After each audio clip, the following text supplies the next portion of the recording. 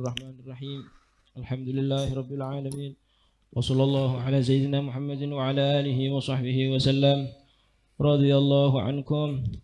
التروح على النفس. وفي يوم الجمعة الثاني شهر شعبان سنة 1369 هجرية قال سيدنا الحبيب رضي الله عنه وأرضاه: لا بد للإنسان من التروح على نفسه لأنه بشر.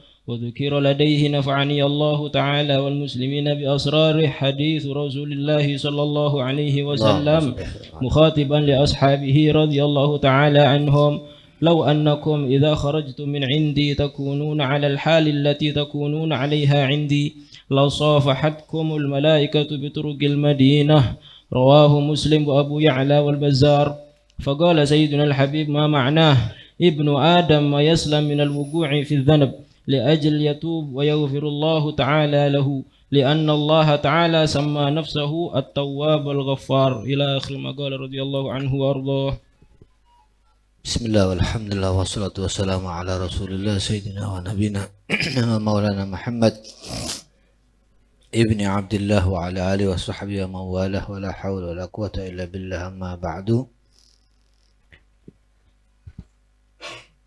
Kali ini kalam dan wasiat Al-Habibul Imam Al-Qutub Abu Bakar bin Muhammad bin Umar As-Saqqaf radhiyallahu anhu wa ardhahu wa nafa'ana bihi amin. Yang pertama tentang at-tarawwuhu fin nafsi. Tepatnya pada hari Jumat tanggal 2 Sya'ban 1369 Hijriah, Al-Habib Abu Bakar radhiyallahu anhu wa ardhah berkata: la budda lil insani minat tarawwuhi ala nafsihi li'annahu bashar. Yaitu tentang orang ini harus sesekali menyenangkan hatinya. Jadi menyenangkan hatinya sendiri. Jadi tidak bisa orang ini harus selalu serius, itu tidak bisa. Harus ada waktu di mana kita menggunakan waktu itu untuk menenangkan hati kita. Menyenangkan hati kita tentunya dalam hal-hal yang halal dan diridhoi oleh Allah.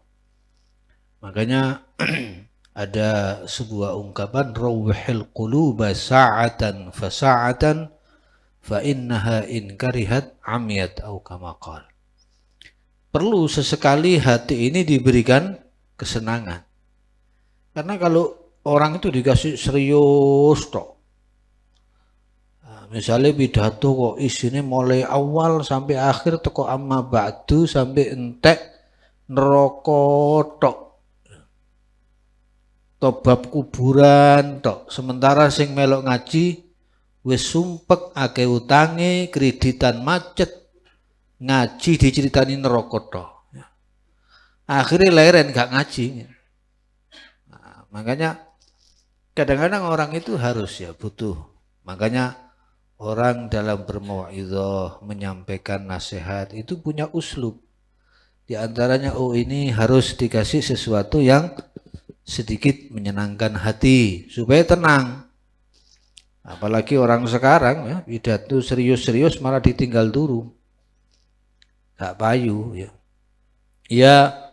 Boleh bercanda sedikit-sedikit tapi asal jangan kelewat batas. Dan jangan sampai candaan-candaan itu, guyonan-guyonan itu dijadikan tujuan dalam menyampaikan mau'izah, tapi hanya sekedar selingan, wasilah, alat supaya yang kita sampaikan masuk ke dalam hatinya orang. Begitu juga menyenangkan hati.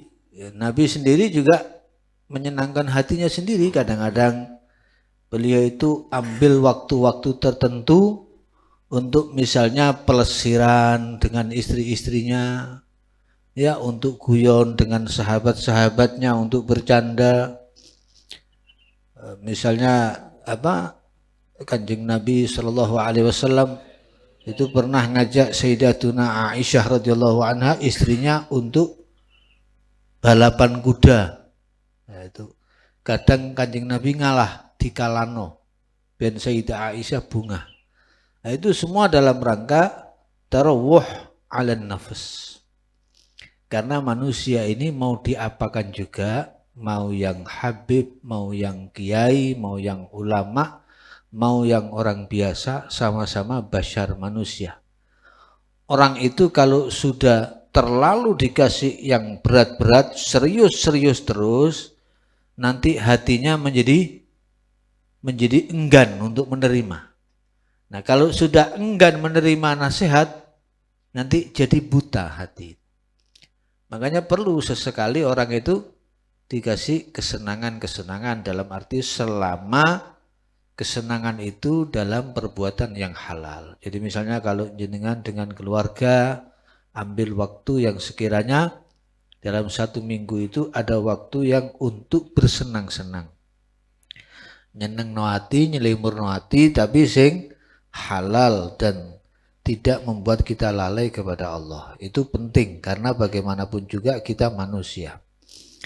Kemudian yang kedua, di hadapan Al-Habib Abu Bakar radhiyallahu an pernah dibacakan hadis Nabi alaihi salatu wassalam. Rasulullah bersabda kepada para sahabatnya radhiyallahu anhum. Sabdanya Nabi begini, "Lau annakum idza kharajtum min 'indi takununa 'alal halil lati takununa 'alaiha 'indi la safahatkumul malaikatu biturukil Madinah." Ini hadis diriwayatkan oleh Muslim, Abu Ya'la dan Al-Bazzar.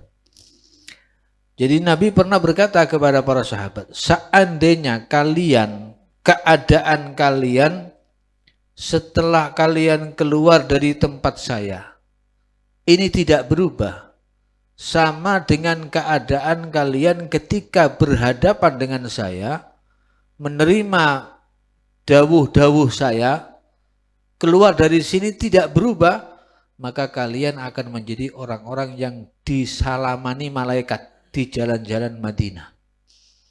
Artinya apa? Orang itu seringkali kan tidak konsisten. Jadi kalau pengajian, wah wis pengajian hadir majelis taklim koyo iling akhirat tok gitu ya. Koyo cek kepingin jadi wong api, kalau mendengar kisah-kisah orang soleh kepingin jadi orang soleh. Barang mulai teko pengajian wassalam teh. Biasanya orang itu begitu. Makanya Nabi dawuh, nek umpamane keadaanmu setelah keluar dari sini itu tidak berubah, sama hatimu, perasaanmu, situasimu sama dengan ketika kamu duduk bersama saya, sudah diwali kabeh, Pak. Bakal disalamani malaikat. Nah, jadi makanya summiyal insanu insanan likathrati nisyani. Manusia itu dikatakan insan karena banyak lupanya. Dari nisyan, nisyan niku maknane lali. Wa summiyal qalbu qalban litaqallubihi. Hati dikatakan hati, qalb karena banyak taqallub. Hati niku sering molak-malik, sering berbolak-balik. Suatu saat begini, di saat yang lain begitu. Jadi orang itu tidak tetap. Makanya jangan percaya diri di hadapan orang. Jangan dikira orang yang sekarang mencintai kamu, menghormati kamu akan terus begitu. Suatu saat mungkin dia akan mencaci maki, mencela kamu. Begitu juga orang yang saat ini membenci kamu. Mungkin nanti di saat yang lain dia akan mencintai kamu. Ketika saat ini kamu lihat ada orang berbuat taat, jangan percaya diri dulu. Ya. Mungkin nanti suatu saat dia bermaksiat. Orang yang kafir, yang ahli maksiat, yang fajir, mungkin nanti suatu saat dirubah sama Allah Ta'ala. Karena hati itu baina usbu'ain min asabi'ir rahman. Allah itu kalau mau ngerubah hati itu sedikit, sebentar, tak berubah. Yang baik bisa jadi buruk, yang buruk bisa jadi baik. Makanya hati-hati. Makanya kita ini selalu dianjurkan sering berdoa, ya muqallibal qulub tsabbit qalbi ala dinik. Kemudian terakhir beliau berkata radhiyallahu anhu, Ibnu Adam ma yaslamu minal wuqu' fi dzambi. Manusia itu tidak akan pernah selamat dari melakukan dosa. Tidak ada orang yang tidak berdosa. Kecuali Nabi, Rasul itu maksum. Kecuali malaikat itu maksum. Tidak mungkin berbuat dosa. Ya, la ya'sunallaha ma amarahum wa yaf'aluna ma yumarun. Manusia selain Rasul, selain Nabi, selain malaikat pasti berbuat dosa. Karena tujuannya apa? Kok menungso iki kok iso ditakdirno nglakoni dosa?